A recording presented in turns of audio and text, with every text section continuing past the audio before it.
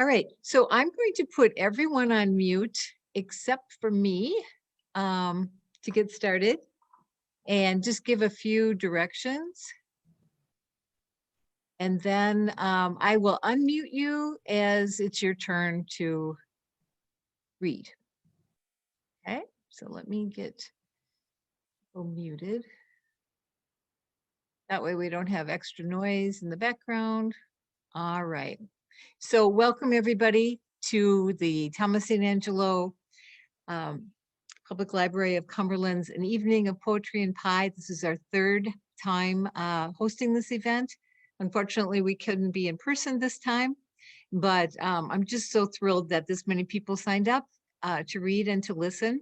And all of your names have been put on a piece of paper, all of you that don't work at the library. And I have them in a basket. And after we're done with our readings, I'll be drawing out 5 names. And so 5 people will win an entire pie that was baked by Vicki at Peter Nanny's. And you will have tomorrow or Saturday to pick it up. I'm going to email her tonight with the names of the winners so that she's all ready for you to stop and pick them up. So along with this evening event, we have some other things going on at the library for April National Poetry Month. In our display cases, when you come in the door, we have some examples of printed out poems and also explanations of what type of poetry they are. Are they a limerick? Are they a ballad? Are they free verse? So it's a way to learn some different kinds of poetry. We also have a book display of poetry. And then the materials and explanation of how to do blackout poetry. And one of the poems I'm going to read is an example of that. And so I'll show you a visual of that as well. And then upstairs, we have a book display of books of poetry within the Everybody category, juvenile and young adult. And then we have a poem wrapped up and tied with a ribbon at the Cirque desk downstairs. And every time you check out, you can take a free poem. And it's part of the Poem in Your Pocket program. And this is a program that every year posts 40 or 50 poems that you can copy and distribute without copyright, infringement or anything like that. Some are Canadian authors and some are of our American authors. And this started in Virginia at a library where they were right downtown, and they would have a staff member stand outside with a basket of poems, and they would hand them out to everybody and, put it in your pocket. It's a poem for you to take home. So we wanted to recreate that here, and each week there'll be a different poem. So it's wrapped in a different color ribbon each week. So if you come every day to the library, you probably won't want to take one, but once a week, you'll want a new poem. You also could subscribe to a poem a day. If you go to Google and you put in poem a day, you can set that up. So every day in your email, you get a new poem to read. That's kind of fun too. All right, so we have 10 readers tonight. And when it's your turn, I would like you to say your name, the name of your poem, the author of the poem, and just a little bit about why did you choose to read that poem tonight. And, a lot of the poems are pretty short, so take your time. We're not in a rush. And then the rest of us will be just sitting back, listening to your words and enjoying the poetry. So we're going to begin with Thelma Johnson. And Thelma, I'm going to unmute you. And you have to unmute yourself too.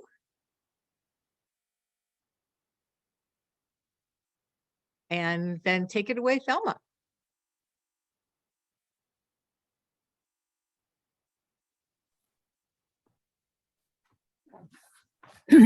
Mine is a poem of inspiration written by Rudyard Kipling, and he lived from 1865 to 1936. So many of these old poems are so inspiring. And Rudyard Kipling grew up in India of English parents, and during the 5 years that he spent in the U.S. publishing The Jungle Book and Captain Courageous, his popularity in America was second only to Mark Twain. And he received the Nobel Peace Prize in 1907. And the poem is entitled simply If, I-F, If. If you can keep your head when all about you are losing theirs and blaming it on you, if you can trust yourself when all men doubt you, but make allowance for their doubting too. If you can wait and not be tired by waiting, or being lied about, don't deal in lies, or being hated, don't give way to hating. And yet, don't look too good, nor talk too wise. If you can dream and not make dreams your master, if you can think and not make thoughts your aim, if you can meet triumph and disaster and treat those two impostors just the same, if you can bear to hear the truth you've spoken, twisted by knaves to make a trap for fools, or watch the things you gave your life to broken, and stoop and build them up with worn out tools. If you can make one heap of all your winnings and risk it on one turn of pitch and toss, and lose and start again at your beginnings, and never breathe a word about your loss. If you can force your heart and nerve and sinew to set your turn long after they are gone, and so hold on when there is nothing in you except the will which says to them, hold on. If you can talk with crowds and keep your virtue, or walk with kings and not lose the common touch. If neither foe nor loving friends can hurt you, if all men count with you, but none too much. If you can fill the unforgiving minute with 60 seconds worth of distance run, yours is the earth and everything that's in it. And what's more, you'll be a man, my son. He wrote this to his son, of course. Thank you. Very nice. Thank you, Thelma, for participating tonight. Okay. Our next reader is going to be Deb Andries and her two grandsons. So let's ask you to unmute yourself. Okay, we're rallying up the troops. Okay. And remember your name, the title of the poem, and the author, Got it. and why you chose it. All right. So can you come over here? Can you introduce yourself? I'm Grayson Rupel. And I'm Cindy Rupel. Okay. Cindy Andrews Rupel. And we chose two poems from this book, A Pizza the Size of the Sun. And it's by, they're both by Jack Prelutsky. And we find that we really like to, when we're warming up to read, we like to read poems, and Jack Prelutsky writes a lot of silly poems. And as a teacher, I really like to use poetry in my classroom because it really helps develop fluency and gets kids excited about reading.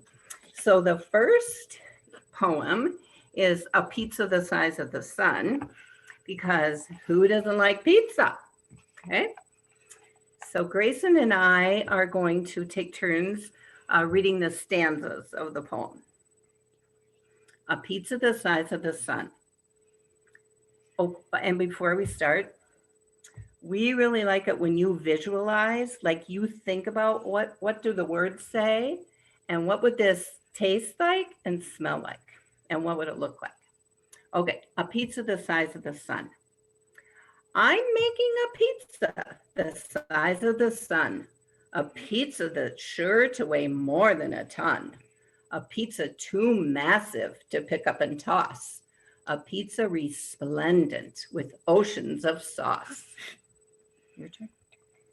I'm topping my pizza with mountains of cheese, with anchors of peppers, pimentos, and peas, with mushrooms, tomatoes, and sausage galore, with every last olive they had at the store.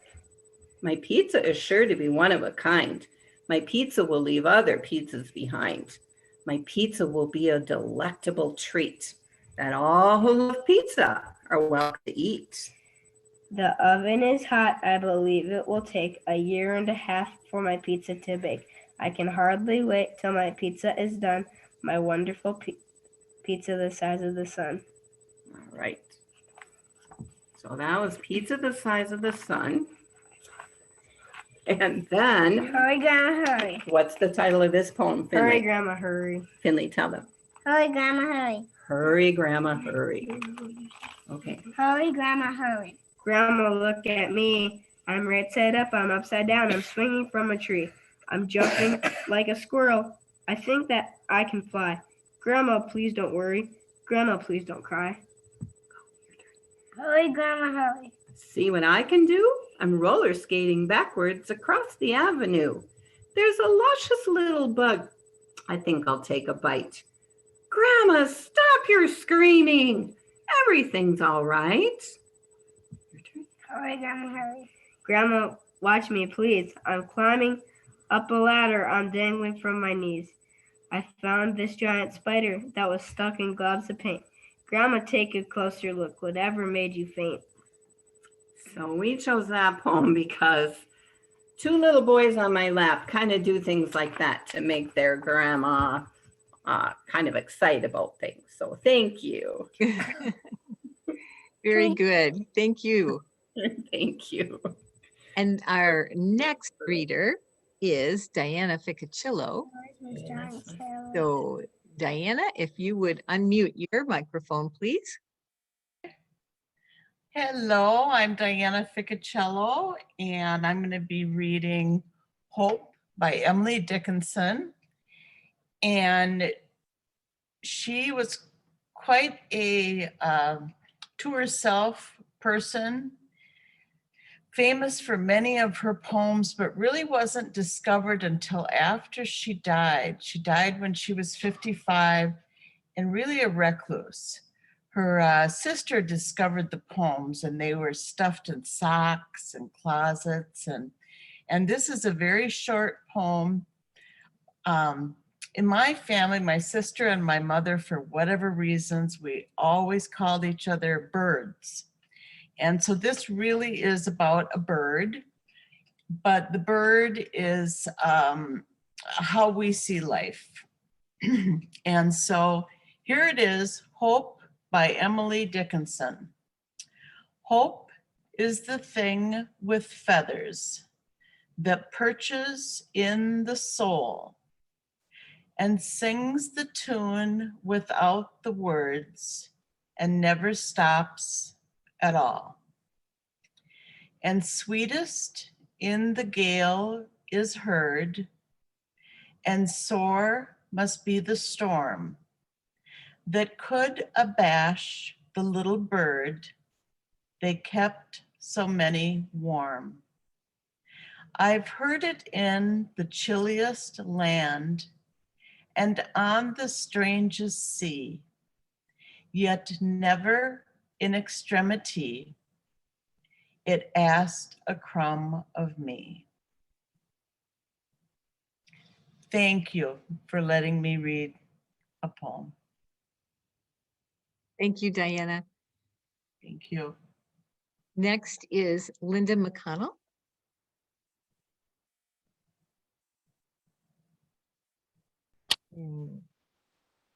I think I'm on now. I'm Linda McConnell. Actually, I'm here today because my sister, Pat Chuchwar, is the one who signed me up, I guess, for this. And the poem I'm going to be reading is one that I've written. It is a free verse poem. It was written by me on a day when we had just a lot of sad events taking place. And so it is a very sad poem, I have to say.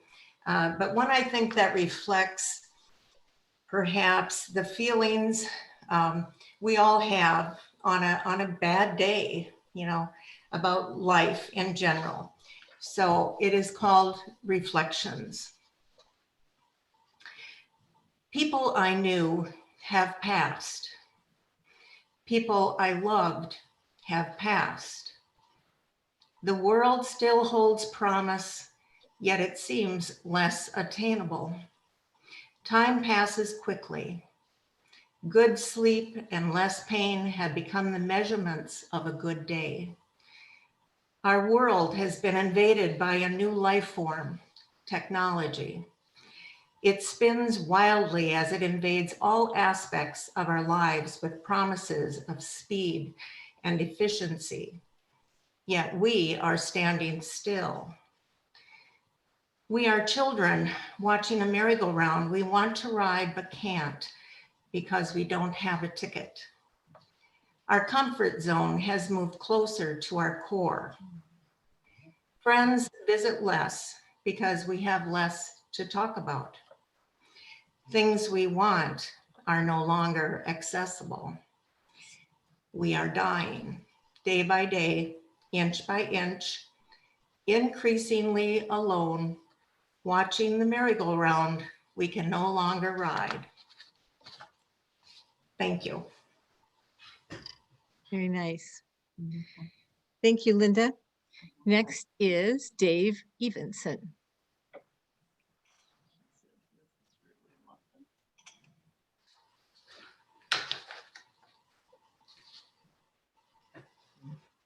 Dave, if you'll unmute yourself. I think I'm here now. Okay. Okay, I don't have a camera, so you can't see my stovepipe hat. I am looking just like Abe Lincoln. I'm not quite as tall as he was, but I'm looking a lot like him right now. Say, Dave, could you move closer to your microphone or speak louder? I can barely hear you. I will do both. My poem, Dave Evenson, my poem is by Abraham Lincoln, that famous poet. And it's about a bear hunt. And he was the rail splitter, as we know. This would probably be in the 1830s, and Illinois was on the frontier. It's hard to think of them that way, but that's true. I have two words I want to tell you before I start this. A fice, F-I-C-E, is a cur or a mongrel or a mutt, usually a small dog, and it comes into play in this poem of the bear hunt or bear chase. Secondly, chase, C-H-A-C-E. So there we go. It's a wild bear hunt. A wild bear chase didst never see, then hast thou lived in vain. Thy richest bent of glorious gree lies desert in thy brain. When first my father settled here, 'twas then the frontier line. The panthers scream, filled night with fear, and bears preyed on the swine. But where was short-lived fun when rose the squealing cry? Now man and horse with dog and gun for vengeance at him fly. A sound of danger strikes his ear, he gives the breeze a snuff.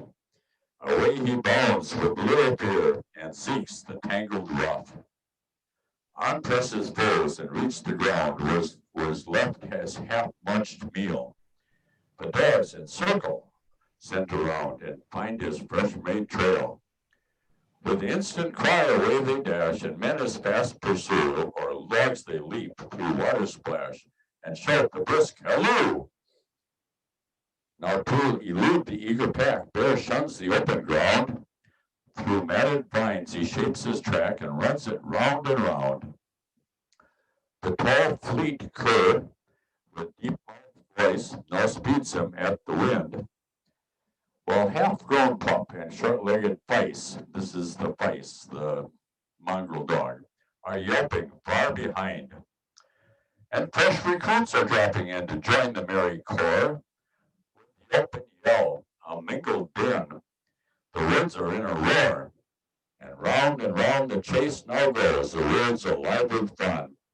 Nick Carter's horse his rider throws, and more, Hill drops his gun. Now sorely pressed, Bear glances back and lolls his tired tongue, when as, to force him from his track, an ambush on him sprung. Across the glade he sweeps for flight, and fully is in view the dogs new fired by the sight, their cry and speed renew. The foremost ones now reach his rear. He turns, then dashes away. And circle now the wrathful bear, they have him full at bay. At top of speed the horsemen come, all screaming in a row. Tiger, seize him, drum, bang, bang, the rifles go. And furious now the dogs he tears, and crushes in his ire. Heels right and left, and upward rears, with eyes of burning fire. But leaden death is at his heart, vain all the strength he plies, and spouting blood from every part, he reels and sinks and dies. And now a dinsome clamor rose about who should have his skin. Who first draws blood, each hunter knows, this prize must always win. But who did this, and how to trace what's true from what's a lie? Like lawyers in a murder case, they stoutly argufy. That's another good word, argufy. Aforesaid Vice, this is that little dog, a blustering brood, behind and quite forgot, just now emerging from the wood, arrives upon the spot. With grinning teeth and upturned hair, brim full of spunk and wrath, he growls and seizes on dead bear, and shakes for life and death, and swells as if his skin would tear, and growls and shakes again, and swears as plain as dog can swear that he has won the skin. Conceited whelp, we laugh at thee, nor mind that now a few of pompous two-legged dogs there be, conceited quite as you. A Bear Chase by Abraham Lincoln.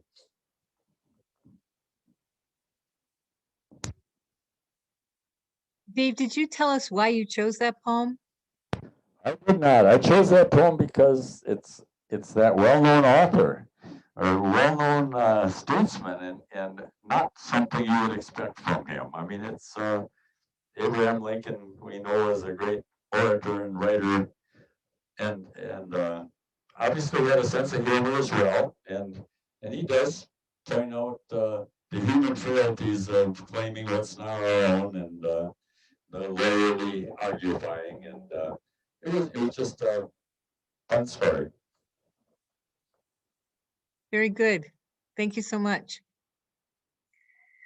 Well, next I'm going to read 3 very short poems from a book called Thanku. I don't know, can you see me on the screen? I suppose I've muted you all so you can't tell me. Let's see. I want to make sure that you can see what I'm showing you.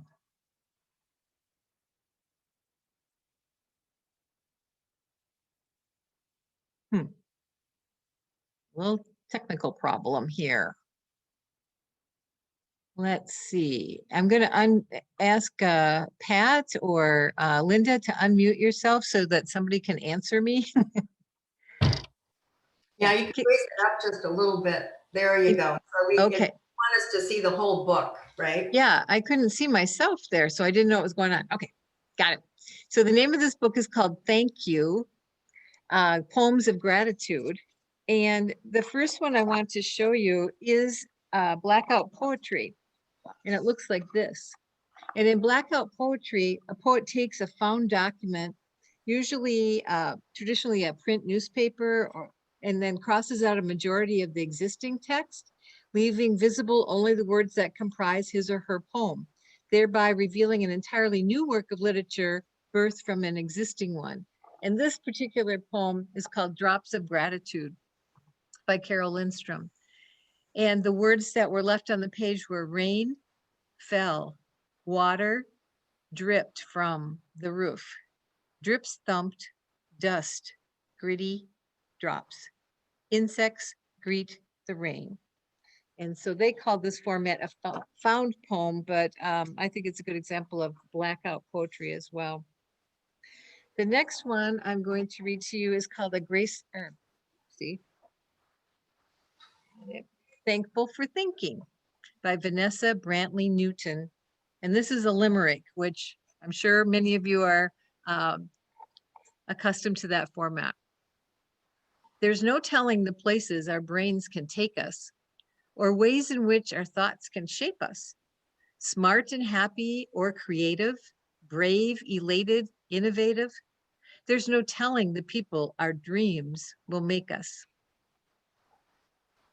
And the last one I want to read, I think a lot of us can identify with. I know I can, and my grandchildren can now. It's called The Perfect Rock. And this format is a ballad. It's by Jamie McGillan.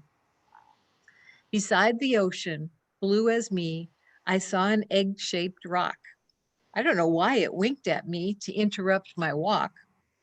All slippery and black as coal, it fit right in my hand. My lonely frown fell down a hole, forever lost in sand. It nestled in my little fist, the smoothest, kindest stone. I can't believe I almost missed this treasure of my own.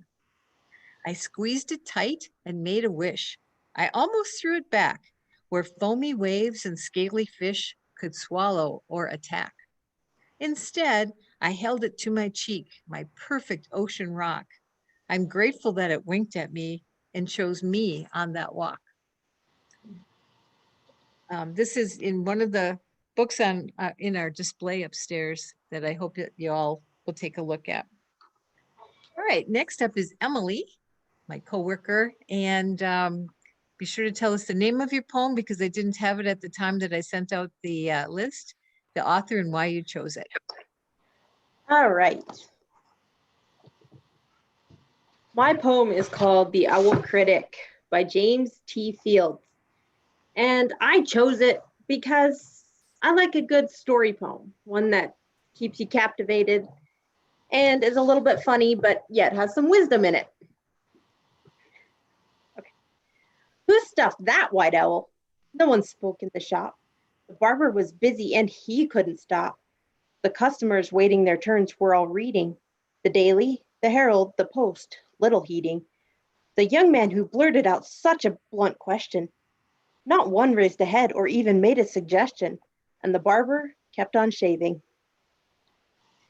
Don't you see, Mr. Brown, cried the youth with a frown, how wrong the whole thing is, how preposterous each wing is, how flattened the head, how jammed down the neck is.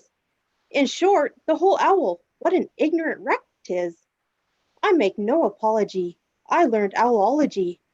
I've passed days and nights in 100 collections, and cannot be blinded to any deflections, arising from unskilled fingers that fail to stuff a bird right from his beak to his tail.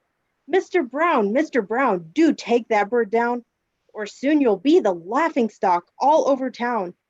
And the barber kept on shaving.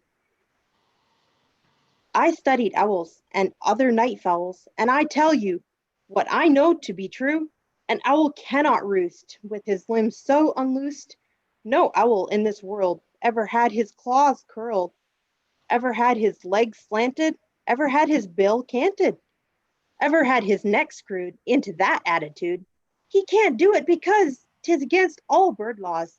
Anatomy teaches, ornithology preaches. An owl has a toe that can't turn out so. I made the white owl my study for years, and to see such a job almost moves me to tears. Mr. Brown, I'm amazed. You should be so gone crazed as to put up a bird in that posture. Absurd. To look at that owl really brings on a dizziness. The man who stuffed him didn't know half his business. And the barber kept on shaving. Examine those eyes. I'm filled with surprise. Taxidermists should pass off on you such poor glass. So unnatural they seem. They'd make Audubon scream and John Burroughs laugh. To encounter such chaff, do take that bird down. Have him stuffed again, Brown. And the barber kept on shaving. With some sawdust and bark, I could stuff in the dark an owl better than that. I could make an old bat look more like an owl than that horrid fowl. Stuck up there so stiff like a side of coarse leather. In fact, about him, there's not one natural feather. Then just with a wink and a sly normal lurch, the owl very gravely got down from his perch, walked around and regarded his fault-finding critic, who thought he was stuffed with a glance analytic, and then fairly hooted as if he should say, your learning's at fault, this time anyway. Don't waste it again on a live bird, I pray. I'm an owl, you're another. Sir critic, good day. And the barber kept on shaving. Very nice. Thank you. Okay, next up are the Brooders, Pat and Tom. There we go. I'm going to go first. I'm Pat Bruder. I chose a poem by Kitty O'Meara, and the title is "And the People Stayed Home." And I looked up a little bit about her. She's from Madison, and she wrote this poem in March of 2020 in a response to how anxious she was about the pandemic and what quarantine was going to do to everybody. She had some relatives who worked in the health field. She was concerned, and she wrote the poem. And in one place I read, she wrote the poem and then she posted it. In another place I read, she just sat down on her computer on her Facebook page and typed this up and posted it. However it went, she wrote this poem and posted it, and it went viral. And it's been translated into 20 languages. There have been short films made, put into music, ballet. There's an opera singer who put this to music. Oprah promoted it. Kate Winslet did the reading of I don't know if it's an audiobook or what, but I mean, just everybody got involved. And she from the March until late fall, put together a book with just the poem in it. I mean, that's what it is. And she got an illustrator, a couple lines on a page, but this is the book. And this one was the second publishing in November of 2020. So not that long ago. And the reason I'd like to read it, it's short, and it has some kind of hope for those of us that have been, all of us have been living through COVID. So the title, And the People Stayed Home. Okay. And the people stayed home and read books and listened and rested and exercised and made art and played games and learned new ways of being and were still and listened more deeply. Some meditated, some prayed, some danced, some met their shadows. And the people began to think differently, and the people healed. And in the absence of people living in ignorant, dangerous, mindless, and heartless ways, the earth began to heal. And when the danger passed and the people joined together again, they grieved their losses, made new choices, dreamed new images, and created new ways to live and heal the earth fully as they had been healed. By Kitty O'Meara. Okay, that's that one. And this is my husband, Tom, for our second one. We chose a poem about crickets. This is, the two of us will be involved here. We have sound effects we've made up. Bear with us. Okay, we chose this because of our concern of not hearing crickets like we used to hear. And I thought it was because we were getting older and our hearing was leaving us. But I looked it up, and there's a reason for this. Because of habitat changes, because of farming, changes and because of global warming and because of viruses that have hit all over Europe and Australia, New Zealand. So we're losing crickets, and it's sad for us because we like crickets. So this is our tribute to crickets, and we're going to try to get through this with the two of us Okay, doing it together here. okay. So this is called House Crickets by Paul Fleischman.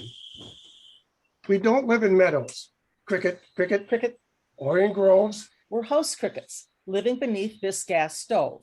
cricket, cricket. Cricket, Others may worry, cricket, cricket, cricket, about fall, we're scarcely aware of the seasons at all. cricket, cricket. Cricket, Spring to house crickets, cricket, cricket, cricket, means no more, then the time when fresh greens once again grace the floor. cricket, cricket. Cricket, Summer's the season, cricket, cricket, cricket, for pie crumbs, peach, pear, boysenberry, apricot, and plum. cricket, cricket. Cricket, Pumpkin seeds tell us, cricket, cricket, cricket, fall's arrived. while hot chocolate spills hint that it's winter outside.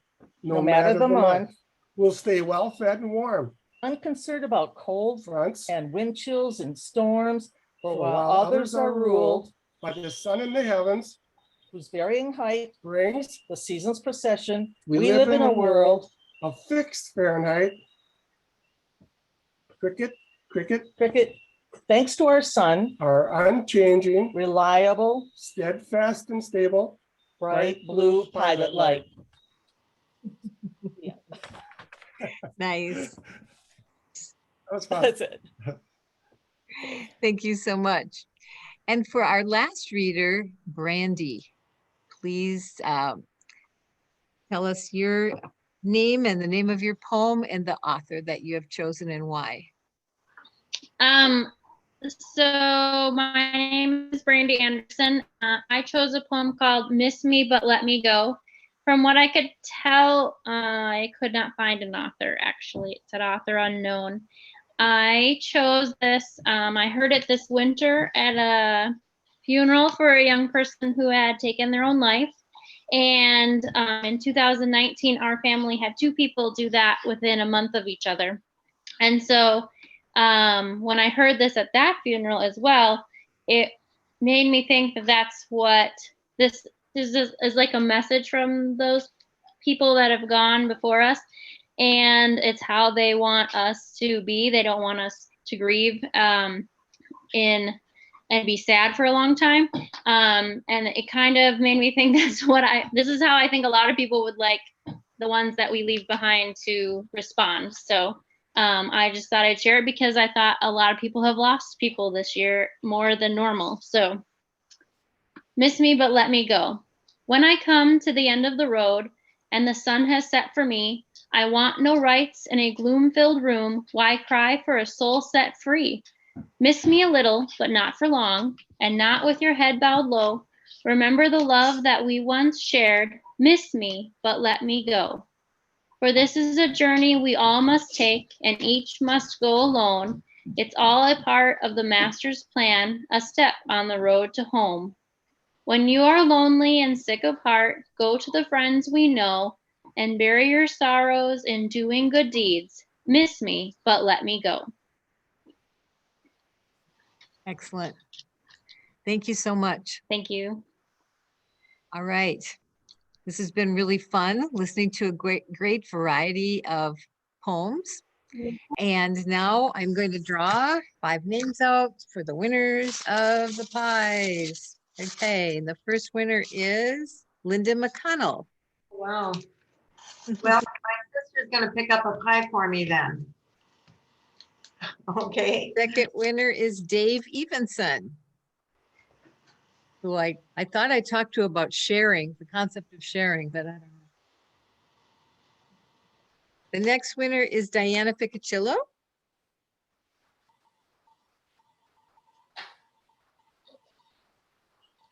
Oh, this is somebody who didn't attend. They're out.